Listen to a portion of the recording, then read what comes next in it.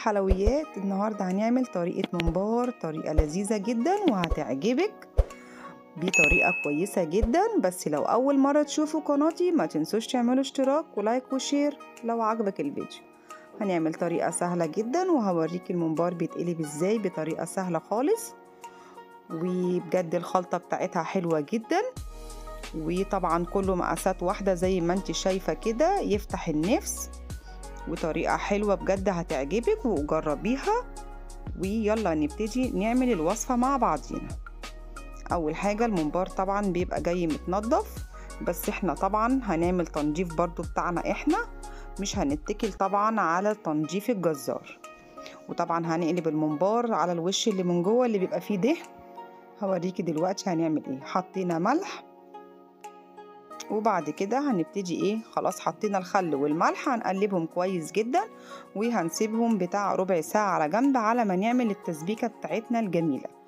نيجي بقى للطماطم بتاعتنا. احنا حاطين طماطم في الخلاط ومش حاطين فيها مية كتير، يا دوبك ربع كوباية مية، وحاطين فيها ايه، فلفل احمر اللي هو الالوان، وقرن فلفل حراق، ومعلقتين توم كبار. طريقة بجد هتعجبك، جربيها بنفس الطريقة ديت هتعجبك خالص. حطينا معلقتين صلصة بشوية مية قليلين كده وهنخلطهم في الخلاط. لازم الطماطم تبقى تقيلة خالص عشان هتاخد غلوتين وهنطفي عليها. نيجي بقى دلوقتي كده للرز بتاعنا. احنا طبعا شاطفينه ومنزلين منه المية خالص. ونيجي بقى للخضرة بتاعتنا، شبت وبقدونس وكزبرة، ودي طبعا الفصوص البيضة بتاعت اللحمة انا مقطعاها. هنبتدي طبعا نعمل بيها التسبيكة بتاعتنا. 4 بصلات كبار فرماهم، ودي بهارات بابريكا وفلفل اسود و7 بهارات وكزبرة ناشفة وكمون. دي طبعا المكونات بتاعتنا. احنا هنحط البهارات بتاعتنا ديت بعد ما التسبيكة تخلص معانا خالص. الممبار بتاعنا هو سايبينه طبعا شوية في الخل والملح. نيجي بقى على التسبيكة بتاعتنا نعملها. حطينا شوية زيت، وبعد كده هننزل بالفصوص البيضة، مش هنسيبها تصفر معانا، يا دوبك دقيقتين، وهننزل عليها البصلة طبعا مش هنخليها تصفر خالص بتاعة الممبار. طبعا الدهن الابيض بتاع الفصوص اللحمة ديت بيخلي الطريقة جميلة جدا بتاعة الممبار، وريحته حلوة ومتطعم وحلو قوي. حطينا معلقة سكر، وبعد كده هنحط زي 5-6 معالق صلصة، وهنسيبها تاخد غلوتين وهنطفي عليها. طريقة بجد هتعجبك لما يكون في الفصوص اللي هي بتاعت اللحمة ديت انتي مش حباها قطعيها حطيها في كيس تنفعك في وقت زي كده هتعملي الممبار او حاجة. بصوا بقى انا بدخل ايه، بقلب كده الممبار دي جوه، وببتدي بقى ايه انزله كده في الحتة اللي هي المفتوحة بتاعت الممبار ديت، وقرب كده على الحنفية وهو هيزق نفسه كده لجوه زي ما انت شايفة كده. هوريكي دلوقتي. بص انا كده خلاص جيت على اخر الطرف بتاع الممبرايه اهو، سبتها كده لجوه، وهنزل بقى كده بالميه. بصوا زق نفسه بنفسه كده. خلاص انا كده خلاص قلبته على الدهن الابيض اللي من جوه اللي انا هشتغل بيه. بصوا انا بقلب اهو واحده تاني. حطينا بقى ايه كده، خلاص قلبناه كله. حطينا كوبايه دقيق. هبتدي بقى افرك بقى كده الدقيق بالممبار كده. بصراحة بيخلي الممبار الدقيق او الفراخ عامة الدقيق دوت بيخلي ما بيبقاش فيه اي زفارة، وبيخلي معانا الحاجة بيضة كده وجميلة. هنحط بقى ليمونتين وهسيبهم بتاع 5 دقايق، وبعد كده هغسلهم غسلة نضيفة وهسيبهم في مصفى. وبعد كده هشتغل ايه في التسبيكة بتاعتنا. طريقة جميلة جدا. القلب اللي هو بتاع الممبار دوت احنا طبعا بننزله كده تحت الحنفية. طريقة سهلة ايه، غير طريقة المعلقة اللي احنا ايه كنا بنعملها. انا كده خلاص صفيت الممبار بتاعي. هوريكي بصي شكله عامل ازاي. احنا كده خلاص قلبناه على الدهن الابيض اللي من جوه ده اللي احنا هنشتغل بيه. الراجل ما بيبقاش طبعا قلبه من جوه كده. خلاص قطعناه تقطيع قد بعضه. بتمسكي الممبرايه تقطعيها نفس السوى اللي انت قطعتيه في الاولاني، نفس سوى التقطيع الاولاني اللي انت قطعتيه هتقطعيه بنفس الشكل كله.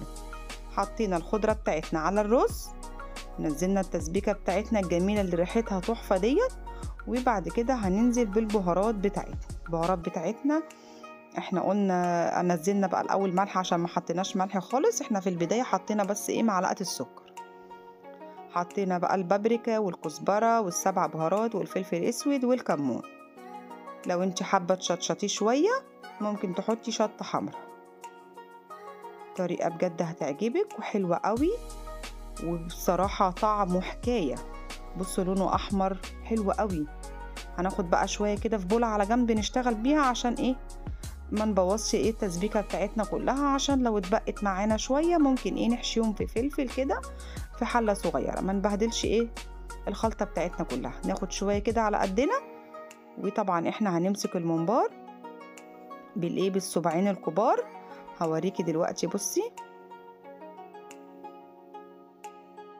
بالصباعين الكبار كده، ادي صباعين اهم مدخلاهم في الحته الواسعه اللي من فوق، وابتدي بقى ايه احط الرز كده في الحته الصغننه اللي انت شايفاها ديت كده، او بقمع حسب ما انت ما عايزه. لو انت عندك قمع ممكن تتعاملي بيه كده، انا بحب بصراحه اعمل بايدي وببطط كده، واجي عند الجلده الاخيره دي كده ما بقى ايه ما بحطش فيها رز. بس حاولي على قد ما تقدري ما تعبيش رز كتير عشان ايه ما يفرقعش معاكي. وهبتدي طبعا احشي كله، بصراحه كله سوا واحد، وطريقه بجد هتعجبك. البهارات اللي احنا حطيناها المتشكله ديت جميله، والثوم الني اللي احنا حطيناه في الخلاط بجد مخلي طعم التسبيكه تحفه.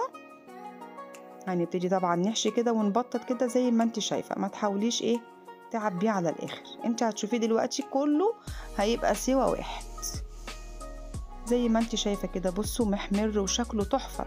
جبنا بقى حله على النار، بصوا حكايه. حله على النار حطينا فيها حبهان وحطينا فيها بصل، ما حطيناش ملح عشان لو حطينا ملح هيخلي الممبار يفرقع معانا. بمسك طبعا نص الممبرايه وبخلي بوز الممبرايه من هنا ومن هنا يلمس الميه اللي بتغلي ديت، يا دوبك هتقفل معايا واروح ايه منزله بقيه الممبار.